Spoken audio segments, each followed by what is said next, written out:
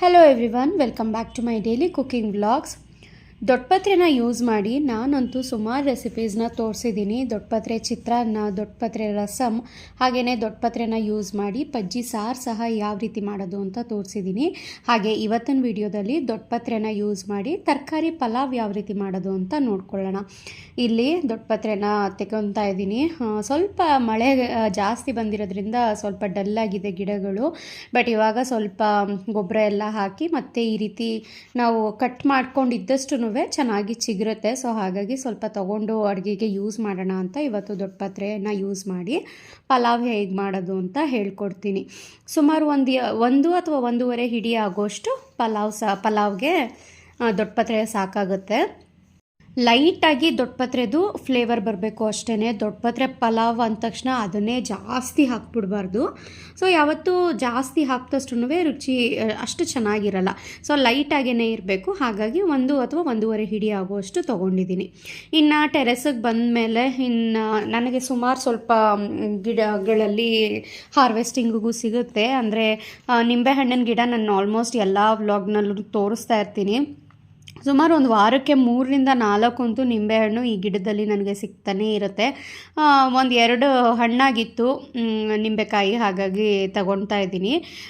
ಎಷ್ಟು ಹಣ್ಣಾಗಿ ತೊಗೊಳ್ತೀನೋ ಅಷ್ಟೇ ಹೂಗಳಾಗಿ ಆ ಹೂವಿಂದ ಮತ್ತೆ ಕಾಯಿಗಳೆಲ್ಲ ಜಾಸ್ತಿ ಆಗುತ್ತೆ.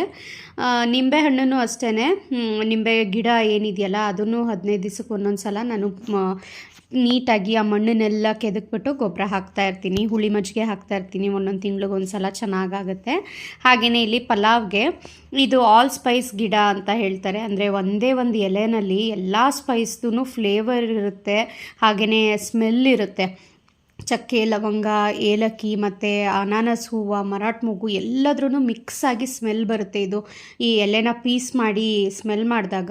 ಸೊ ಇದನ್ನೇ ಇವತ್ತು ಪಲಾವ್ಗೆ ಹಾಕೋಣ ಅಂತ ಅಂದ್ಬಿಟ್ಟು ಇದನ್ನು ಹಸಿದೇನೆ ತೊಗೊಳ್ತಾ ಇದ್ದೀನಿ. ಹಸಿದೂ ಸಹ ಹಾಕ್ಬೋದು, ಅಥವಾ ಈ ಎಲೆ ಇದ್ದರೆ ಆಲ್ ಸ್ಪೈಸ್ ಗಿಡದ್ದು ಒಣಗಿಸ್ಬಿಟ್ಟು ಸಹ ನೀವು ಪಲಾವ್ ಎಲೆ ಥರ ಮುರಿದ್ಬಿಟ್ಟು ಹಾಕ್ಬೋದು. ತುಂಬಾ ಚೆನ್ನಾಗಿರುತ್ತೆ ಫ್ಲೇವರು. ಒಂದು ಎಲೆನ ಜಸ್ಟ್ ಕಟ್ ಮಾಡಿ ನಾವು ಇಟ್ಕೊಂಡ್ರೆ ಸಾಕು, ಆ ಕೈ ತೊಳೆದ್ರೂ ಅದ್ರ ಸ್ಮೆಲ್ ಹೋಗೋದಿಲ್ಲ, ಅಷ್ಟು ಘಮ ಘಮ ಅಂತ ಇರುತ್ತೆ. ನಾನೊಂದು 2 ಇಯರ್ಸ್ ಆಗಿದೆ ಅದ್ರ ಸಸಿ ತಂದು. ತುಂಬ ಚೆನ್ನಾಗಿ ಉದ್ದಕ್ಕೆ ಬೆಳ್ಕೊಂಡಿದೆ. ಸೊ ಹಾಗಾಗಿ ಇದುವರೆಗೂ ಯೂಸ್ ಮಾಡಿತ್ತಿಲ್ಲ. ಇವಾಗ ಚೆನ್ನಾಗಿ ಬೆಳೆದಿದೆಯಲ್ಲ ಅಂತ ಅಂದ್ಬಿಟ್ಟು ಒಂದು ಗರಿ ಆಗೋಷ್ಟು ಕಿತ್ತಿಟ್ಕೊಂಡಿದ್ದೀನಿ. ಬೇರೆ ಯಾವುದೇ ಒಂದು ಮಸಾಲೆ ಹಾಕೋದು ಬೇಡ. ಆ ಎಲೆ ಹಾಕಿದ್ಮೇಲೆ ರುಬ್ಬೋದಕ್ಕೆ ಮಾತ್ರ ಸ್ವಲ್ಪ ಚಕ್ಕೆ, ಲವಂಗ, ಏಲಕ್ಕಿ ಹಾಕ್ಕೊಂಡ್ರೆ ಸಾಕು. ಇನ್ನು ಒಗ್ಗರಣೆಗೆ ಅಂತ ಸ್ಪೆಷಲಾಗಿ ಮರಾಠ ಮೊಗ್ಗು, ಅನಾನಸ್ ಹೂವು ಯಾವುದು ಬೇಡ, ಅದು ಒಂದು 5 ಎಲೆ ಹಾಕಿದ್ರೆ ಸಾಕು, ಚೆನ್ನಾಗಿ ಫ್ಲೇವರ್ ಬರುತ್ತೆ. ಸೊ ಟೆರೆಸ್ ಮೇಲೆ ಹೋಗ್ತಿದ್ದ ಹಾಗೇ ನೋಡಿ ಇಷ್ಟೆಲ್ಲ ಕಿತ್ಕೊಂಡು ಬಂದಿದ್ದೀನಿ. ಇನ್ನು ಕೊತ್ತಂಬರಿ ಸೊಪ್ಪು ಮತ್ತು ಪುದೀನ ಎಕ್ಸ್ಟ್ರಾ ಗಿಡಗಳು, ಈರುಳ್ಳಿ ಹೂವೊಂದು ಅದೆಲ್ಲ ಬಾಲ್ಕನಿನಲ್ಲಿ ಹಾಕ್ಕೊಂಡಿದ್ದೀನಿ. ನೆಕ್ಸ್ಟ್ ತೋರಿಸ್ತೀನಿ ನಾನು. ದೊಡ್ಡಪತ್ರೆ ಎಲೆನೆಲ್ಲ ಬಿಡಿಸ್ಬಿಟ್ಟು ನೀಟಾಗಿ ವಾಶ್ ಮಾಡಿ ಇಟ್ಕೋತಾ ಇದ್ದೀನಿ. ಮನೆಯಲ್ಲೇ ಬೆಳೆದಿರೋದು ಆದ್ರೂ ಓಪನ್ ಸ್ಪೇಸ್ನಲ್ಲಿ ಇಟ್ಟಿರ್ತೀವಲ್ವ, ಸ್ವಲ್ಪ ಧೂಳೆಲ್ಲ ಇರುತ್ತೆ. ಹಾಗಾಗಿ ನೀಟಾಗಿ 1-2ರಿಂದ 3 ಸಲ ವಾಶ್ ಮಾಡಿ ತೆಗೆದಿಟ್ಕೋಬೇಕು. ಸೊ ನೋಡಿ ಇಲ್ಲಿ ಸುಮಾರು 1 ಹಿಡಿ ಆಗೋಷ್ಟು ಮಾತ್ರ ತೊಗೊಂಡಿದ್ದೀನಿ ನಾನು. ಇದಕ್ಕೆ ಒಂದು 4ರಿಂದ 5 ಹಸಿರು ಮೆಣಸಿನ್ಕಾಯಿ, 1 ಹಿಡಿ ಆಗೋಷ್ಟು ಹಸಿ ತೆಂಗಿನಕಾಯಿನೂ ಸಹ ಸೇರಿಸಬೇಕು. ದೊಡ್ಡಪತ್ರೆನ ಏನೂ ಹುರಿಯೋ ಹಾಗಿಲ್ಲ, ಡೈರೆಕ್ಟಾಗಿ ಹಸಿದೇನೆ ಮಿಕ್ಸರ್ ಜಾರಿಗೆ ಸೇರಿಸ್ತಾ ಇದ್ದೀನಿ. ಇದಕ್ಕೆ ಹಸಿರು ಮೆಣಸಿನ್ಕಾಯಿ, ಹಾಗೆಯೇ 1 ಹಿಡಿ ಆಗೋಷ್ಟು ತೆಂಗಿನಕಾಯಿ, 1.5 ಟೇಬಲ್ ಸ್ಪೂನ್ ಆಗೋಷ್ಟು ಶುಂಠಿ ಬೆಳ್ಳುಳ್ಳಿ ಪೇಸ್ಟು, ರುಬ್ಬೋದಕ್ಕೆ ಮಾತ್ರ ಸ್ವಲ್ಪ ಚಕ್ಕೆ, ಲವಂಗ, ಏಲಕ್ಕಿನ ಸೇರಿಸ್ತಾ ಇದ್ದೀನಿ ನಾನು. ಇದು ಏಲಕ್ಕಿ, ಅದರೊಳಗಡೆ ಬೀಜ ಇಲ್ಲ, ಬರೀ ಸಿಪ್ಪೆ ಮಾತ್ರ. ಬೀಜನ ಕೆಲವೊಮ್ಮೆ ನಾನು ಸ್ವೀಟ್ ಎಲ್ಲ ಮಾಡಿದಾಗ ತೊಗೊಂಡಿರ್ತೀನಲ್ವ, ಸಿಪ್ಪೆನ ಈ ರೀತಿ ರುಬ್ಬೋದಕ್ಕೆ ಹಾಕೋಬೋದು. ಹಾಗೆ 1/2 ಹಿಡಿ ಆಗೋಷ್ಟು ಕೊತ್ತಂಬರಿ ಸೊಪ್ಪನ್ನು ಸಹ ಹಾಕಿ ಸ್ವಲ್ಪ ನೀರನ್ನು ಹಾಕಿ ಈ ರೀತಿ ತರಿಯಾಗಿ ರುಬ್ಬಿ ಇಟ್ಕೋಬೇಕು. ತುಂಬ ಜಾಸ್ತಿ ನೀರು ಹಾಕಬಾರ್ದು. ಇಲ್ಲ ನಿಮಗೆ ನೀರೇ ಹಾಕ್ತೇನೆ ಪೌಡರ್ ಮಾಡಿ ಇಟ್ಕೋತೀನಿ ಅಂದರೆ ಆಗೂ ಸಹ ಮಾಡ್ಕೋಬೋದು. ಹಾಗೆಯೇ ಇಲ್ಲಿ ಪಲಾವ್ಗೆ ನಾನು ಎಲ್ಲ ತರಕಾರಿನೂ ಕಟ್ ಮಾಡಿ ಇಟ್ಕೊಂಡಿದ್ದೀನಿ. ಕ್ಯಾರೆಟ್, ಬೀನ್ಸ್, ಕಾಲಿಫ್ಲವರ್, ಹಾಗೆ ಆಲೂಗೆಡ್ಡೆ, ಟೊಮ್ಯಾಟೊ, ಈರುಳ್ಳಿ ಮತ್ತು ಒಣ ಬಟಾಣಿ ಮತ್ತು ಡಬಲ್ ಬೀನ್ಸ್ನ ನೆನೆಸಿ ಇಟ್ಕೊಂಡಿದ್ದೀನಿ. ಸ್ವಲ್ಪ ಕೊತ್ತಂಬರಿ ಸೊಪ್ಪು, ಪುದೀನ ಎಲೆ ಏನು ತೊಗೊಂಡಿದ್ನಲ್ಲ ಅದನ್ನೆಲ್ಲ ಬಿಡಿಸಿ ತೊಳೆದು ಇಟ್ಕೊಂಡಿದ್ದೀನಿ. ಹಾಗೆ ಟೊಮ್ಯಾಟೊ ಮತ್ತು ಪಲಾವ್ ಎಲೆ, ಅದೇ ಆಲ್ ಸ್ಪೈಸ್ ಗಿಡ, ಅದನ್ನು ಸಹ ನೀಟಾಗಿ ತೊಳೆದು ಕಟ್ ಮಾಡಿ ಇಟ್ಕೊಂಡಿದ್ದೀನಿ. ಇವಾಗ ಪಲಾವ್ ಮಾಡೋದಕ್ಕೆ ಕುಕ್ಕರ್ ಪ್ಯಾನ್ಗೆ 4 ಟೇಬಲ್ ಸ್ಪೂನ್ ಎಣ್ಣೆನ ಹಾಕಿ ಇದಕ್ಕೆ 1 ಚಮಚ ಆಗೋಷ್ಟು ಸೋಂಪು, 1 ಚಮಚ ಜೀರಿಗೆನ ಸೇರಿಸಿದ್ದೀನಿ. 4ರಿಂದ 5 ನಾನು ಆಲ್ ಸ್ಪೈಸ್ದು ಎಲೆ ಏನು ತಂದಿಟ್ಕೊಂಡಿದ್ನಲ್ಲ ಅದನ್ನು ಈ ರೀತಿ ಕಟ್ ಮಾಡಿ ಹಾಕ್ತಾಯಿದ್ದೀನಿ. ಕಟ್ ಮಾಡಿ ಹಾಕಿದಾಗ ಫ್ಲೇವರ್ ಚೆನ್ನಾಗಿ ಬಿಟ್ಕೊಳ್ಳುತ್ತೆ ಎಣ್ಣೆಯಲ್ಲಿ. ಇದನ್ನು ಒಂದು 10ರಿಂದ 15 ಸೆಕೆಂಡ್ ಚೆನ್ನಾಗಿ ಫ್ರೈ ಮಾಡಿದ ಮೇಲೆ ಒಂದು ಈರುಳ್ಳಿ ಉದ್ದುದಕ್ಕೆ ಸ್ಲೈಸ್ ಮಾಡಿರೋದು, ಜೊತೆಗೆ ಒಂದು ಹಿಡಿ ಆಗೋಷ್ಟು ಪುದೀನ ಏನು ತೊಗೊಂಡು ಬಂದಿದೆ ಅದನ್ನು ಸಹ ಹಾಕಿ ಜಸ್ಟ್ ಈ ರೀತಿ ಮಿಕ್ಸ್ ಮಾಡಬೇಕಷ್ಟೇ. ತುಂಬ ಚೆನ್ನಾಗಿ ಫ್ರೈ ಮಾಡೋ ಅಂಥ ಅವಶ್ಯಕತೆ ಏನಿಲ್ಲ. ತರಕಾರಿ ಒಟ್ಟಿಗೆ ಈರುಳ್ಳಿನೂ ಸಹ ಚೆನ್ನಾಗಿ ಫ್ರೈ ಆಗ್ತಾ ಹೋಗುತ್ತೆ. ಸ್ವಲ್ಪ ಹೊತ್ತು ಆಗ್ತಿದ್ದ ಹಾಗೆಯೇ ತರಕಾರಿ ಮತ್ತು ಒಣ ಕಾಳುಗಳು ಎಲ್ಲ ಏನು ನೆನೆಸಿಟ್ಕೊಂಡಿದ್ನಲ್ಲ ಅದನ್ನೆಲ್ಲ ಸೇರಿಸಿ ಒಂದು ಅರ್ಧ ಚಮಚ ಅರಿಶಿನ ಪುಡಿನೂ ಸಹ ಹಾಕಿ ನೀಟಾಗಿ ಒಗ್ಗರಣೆಯಲ್ಲಿ ಇವಾಗ ಒಂದು 2ರಿಂದ 3 ನಿಮಿಷ ಬಾಡಿಸ್ಬೇಕು. ತರಕಾರಿ ಎಲ್ಲ ಚೆನ್ನಾಗಿ ಬಾಡ್ತಾ ಇದೆ. ಹಾಗೆಯೇ ಇದು ಮಸಾಲೆ ಏನು ರುಬ್ಬಿಟ್ಕೊಂಡಿದ್ನಲ್ಲ, ದೊಡ್ಡಪತ್ರೆ ಮತ್ತು ಹಸಿಮೆಣಸಿನ್ಕಾಯಿ, ಕಾಯಿ ತುರಿ, ಕೊತ್ತಂಬರಿ ಸೊಪ್ಪು, ಚಕ್ಕೆ ಲವಂಗ, ಏಲಕ್ಕಿ ಎಲ್ಲ ಹಾಕಿರೋ ಅಂಥದ್ದು ಅದನ್ನು ಇದಕ್ಕೆ ಸೇರಿಸ್ತಾ ಇದ್ದೀನಿ.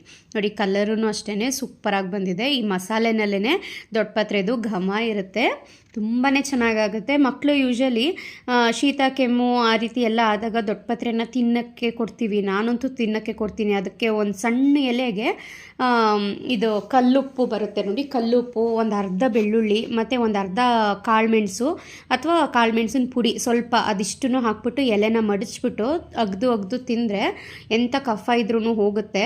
ನನ್ನ ಮಗ ತಿಂತಾನೆ, ಬಟ್ ತಿಂದೇ ಇರೋವಂಥ ಮಕ್ಕಳಿಗೆ ಅದರ ರಸನಾದರೂ ಮಾಡಿ ಕುಡಿಸ್ಬೋದು. ಅಥವಾ ಈ ರೀತಿ ದೊಡ್ಡಪತ್ರೆನ ಅವಾಗವಾಗ ಅಡುಗೆಗಳಿಗೆ ಯೂಸ್ ಮಾಡ್ತಾಯಿದ್ರೆ ಶೀತ ಕೆಮ್ಮು ಆ ರೀತಿ ಎಲ್ಲ ಹೆಲ್ತ್ ಪ್ರಾಬ್ಲಮ್ಸ್ ಆಗೋದು ಸ್ವಲ್ಪ ಕಡಿಮೆ ಆಗುತ್ತೆ.